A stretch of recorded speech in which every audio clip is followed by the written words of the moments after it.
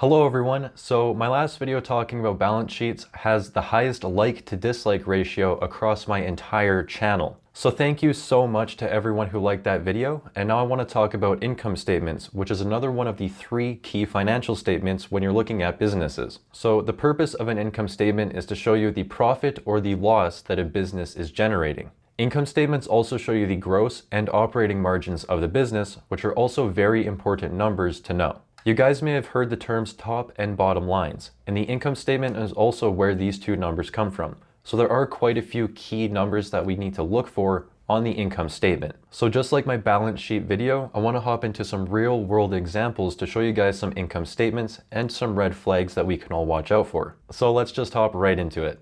Okay, so for this video, we are going to be using Yahoo Finance once again. And let's just look at Delta Airlines once again as well. So when we search for Delta in Yahoo Finance, this is the page that we are brought to. So let's just click on financials and go to income statement, which should be the first one when you hit financials. So when we scroll down, we can take a look at the income statement. And please keep in mind that all of these numbers are reported in thousands. So when we see total revenue right here, it may look like $47 million, but this is actually 47 million thousand, which is 47 billion. They just do this to shave off 3 extra zeros on the income statement. Another thing that I want to point out is TTM means trailing 12 months. So when you have this 2019 12/31, this number right here represents the year ending December 31st, 2019. And in Delta's case right now, the trailing 12 months is the same as the year end for 2019. But when Delta reports their next quarterly results, the trailing 12 months will be different from the 2019 year. So I hope that makes sense.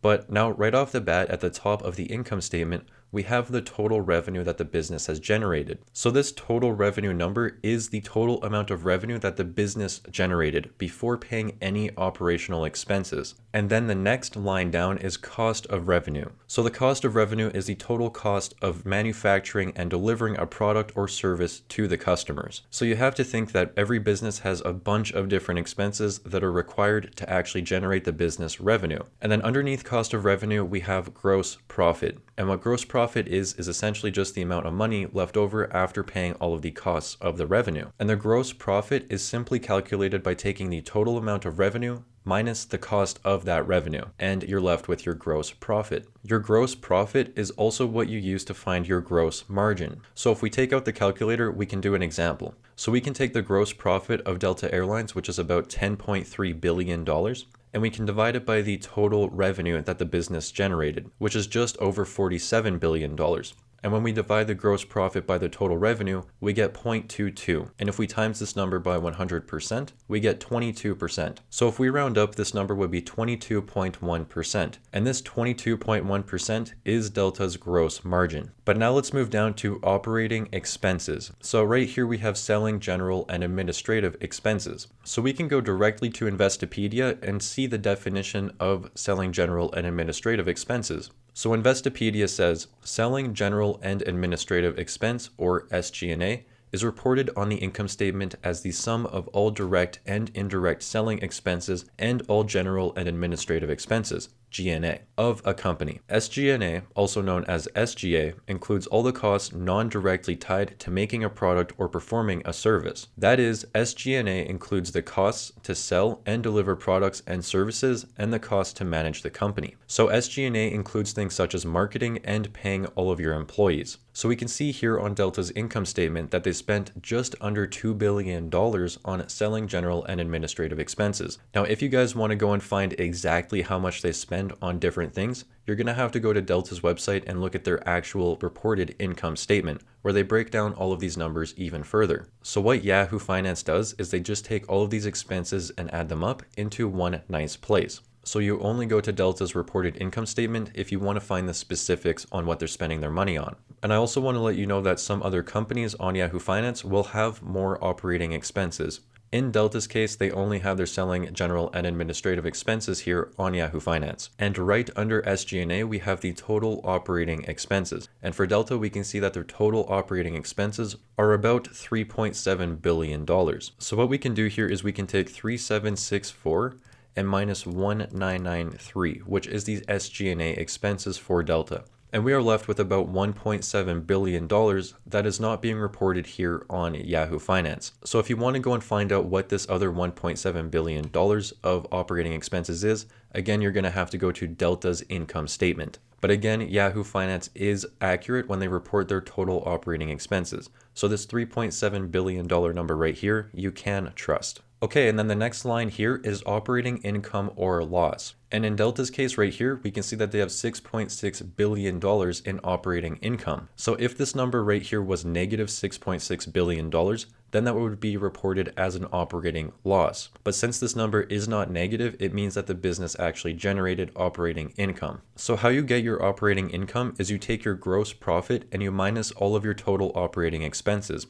So I can just show you guys an example right here. If we take 10,382 for the gross profit of Delta, and we minus the total operating expenses of 3,764, we are left with $6.6 billion, which is exactly the number that we are seeing right here. The operating income or loss is also the number that you use to find the operating margin for the business. So the same thing that we did here to find the gross margin, we can also do to find the operating margin. So all we need to do is take 6,618 and divide it by the total amount of revenue that Delta has generated in 1 year. So in this case, again, it is just over $47 billion.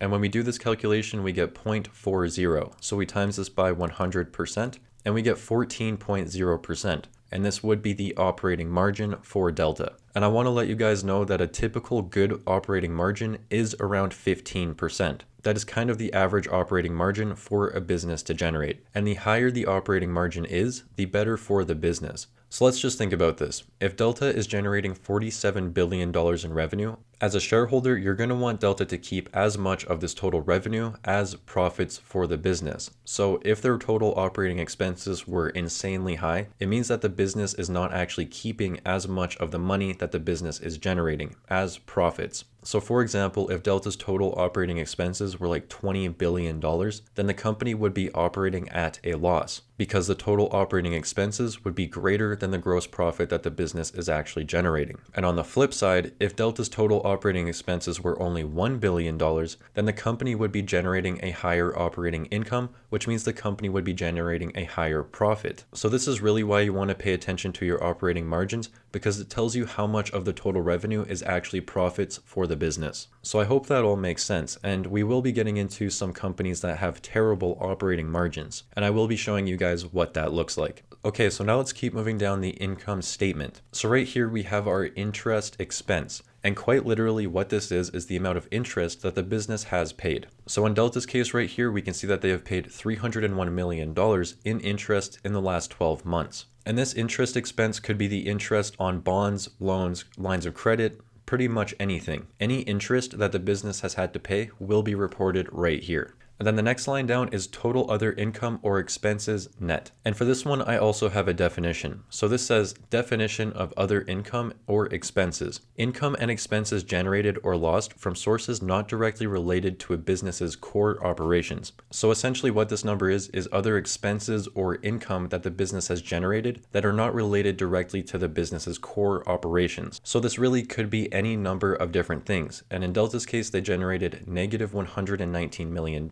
So in Delta's case, this is an expense and not an income, since this number is negative. And then the next line down is income before tax. And the reason that this number is right here is because you take the operating income or loss and you minus the interest expense, and then you also add on the other income or expense. And then the next line down is the amount of tax that Delta has to pay on the income that they generated. So right here, we can see that Delta had to pay $1.4 billion in income tax. And then the number left over is the actual income from continuing operations. So after paying all of their tax, Delta generated about $4.7 billion in net income. So now I want to tell you guys what the top line number is, because this is a phrase that is very widely used in the investment world. So when you hear someone say the top line number, it is quite literally just the total amount of revenue that the business generates. And they call it the top line number because when you look at an income statement, it is quite literally the top line. So since the top line is quite literally the top line on the income statement,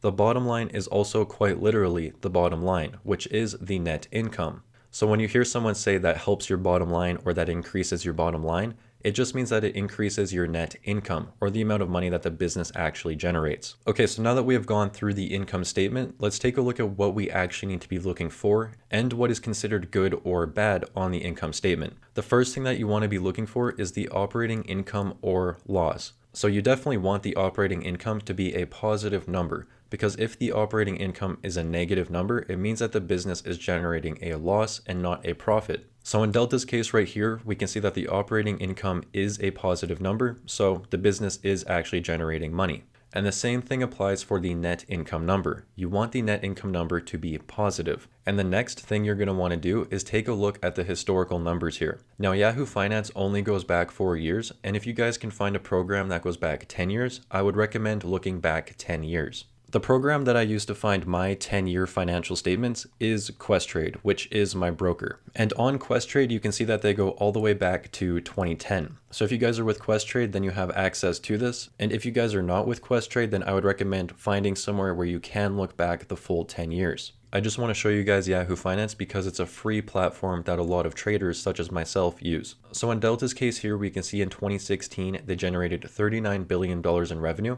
2017 was $41 billion, 2018 was $44 billion, and 2019 was $47 billion. So the total amount of revenue that Delta is generating is steadily increasing year over year. But now let's take a look at their gross profit. So we can see that their gross profit in 2016 was $10.6 billion. In 2017, it was $10.1 billion. In 2018, it was $8.9 billion. And in 2019, it was $10.3 billion. So even though Delta generated about $8 billion more in 2019 than in 2016, we can see in 2016, Delta generated a higher gross profit than they did in 2019. And this is simply due to Delta's cost of revenue in 2019. So what this tells me is that in 2016, Delta had higher gross margins than they do today. And now let's take a look down here at operating income or loss. And you want to see if this number is also steadily increasing. So in Delta's case, we can see that in 2016, they had operating income of $6.9 billion. So just under $7 billion.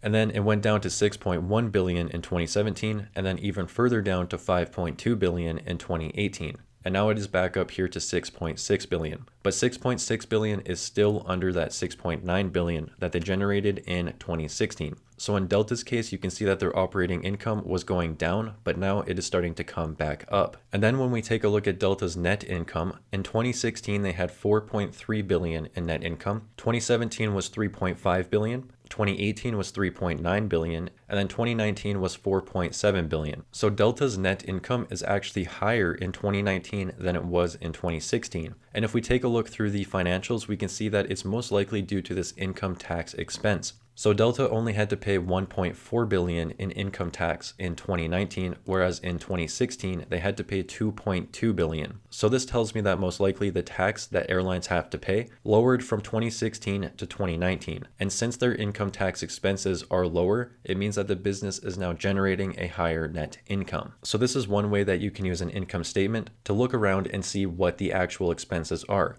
So now I want to show you guys what a bad income statement does look like, and I am going to have to take a look at Uber's income statement to show you.